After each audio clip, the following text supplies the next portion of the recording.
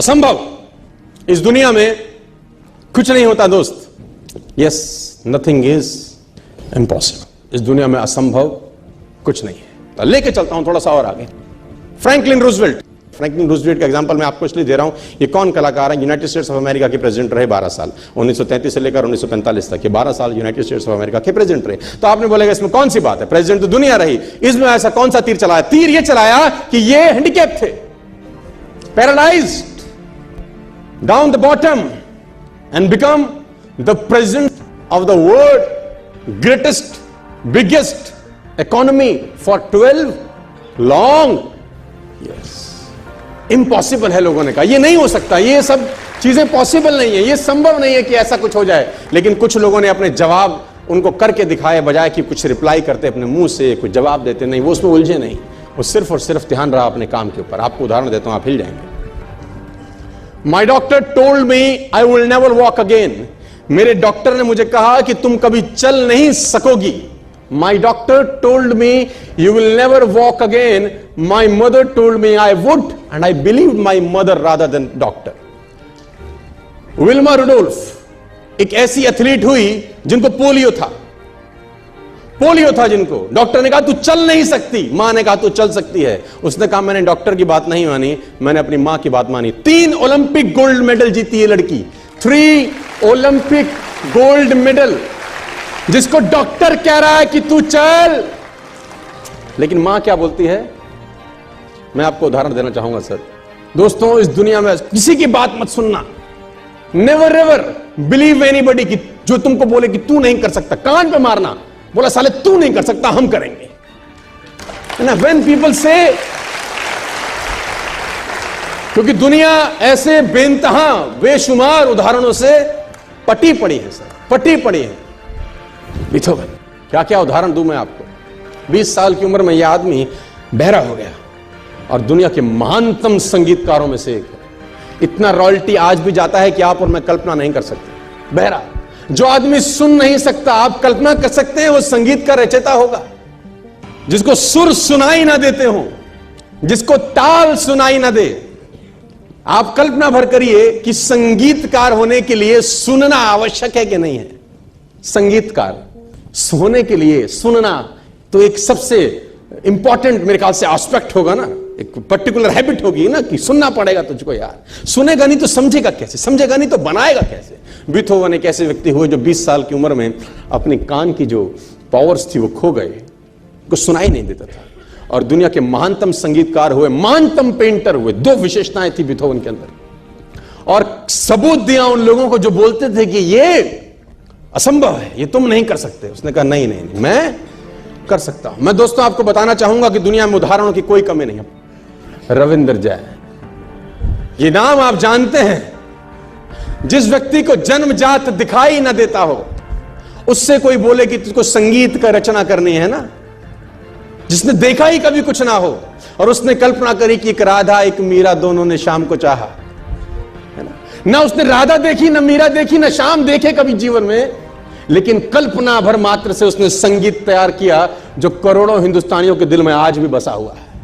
असंभव कुछ नहीं होता sir, nothing is impossible. Ramayan आता था आपके जमाने में, हमारे जमाने में अगर आपको याद होगा तो सड़कें खाली हो जाती थी सर, संडे को ट्रेन रुक जाती थी, ड्राइवर उतर के पहले जाके रामायण का आधे घंटे का एपिसोड देखता था रामानंद सागर का, तब जाके ट्रेन चलती थी संडे के दिन, अगर आपको याद हो सर।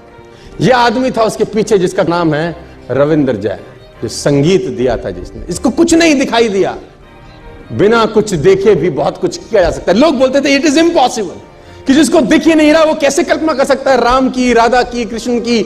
लेकिन उसने कहा नहीं नहीं, इट इज, मतलब किसी की बात नहीं सुनी।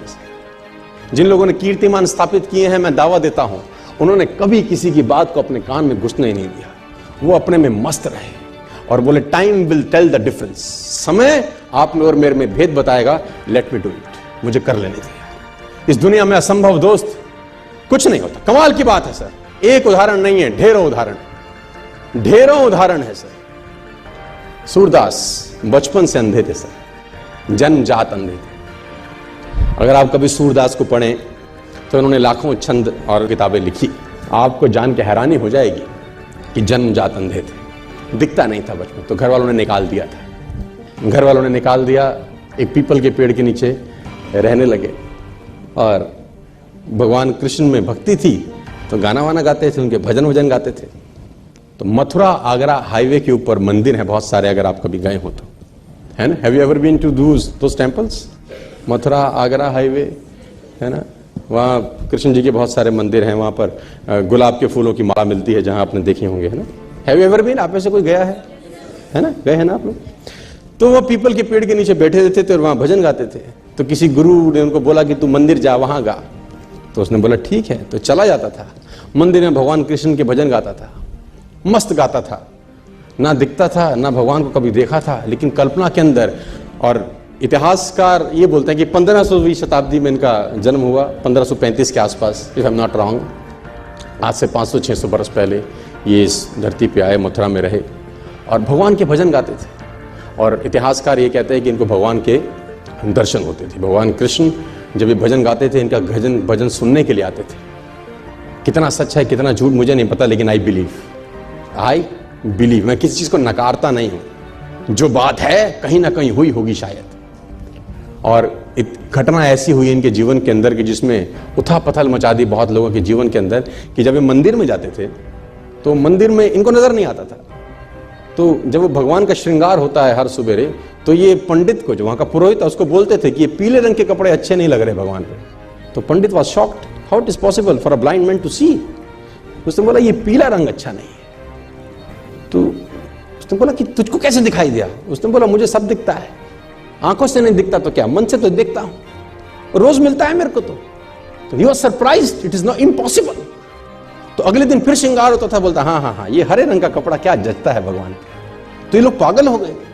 पंडित को एक दिन मस्करी सूझी, उसने कहा कुछ ना कुछ षड्यंत्र है, आज भगवान को कपड़े ही मत पहनाओ, पत्तों से ढक दो बस, खाली है पत्तों से ढक दो।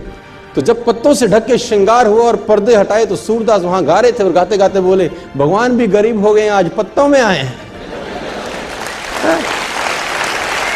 तो एवरीबडी वाज शॉक्ड कि how it is possible for a blind man to see. लेकिन असंभव, मैं फिर कहता हूं दोस्तों, आपको मन की शक्ति से ना सर भगवान तक को पाया जा सकता है। कोई भी हैंडीकैपनेस आपके आगे नहीं आती अगर मन से साला आप सॉलिड हैं तो यार। और आप तो समृद्ध हैं यार, पूरे तरीके से ठीक हैं, भगवान ने आपको सब कुछ दिया है।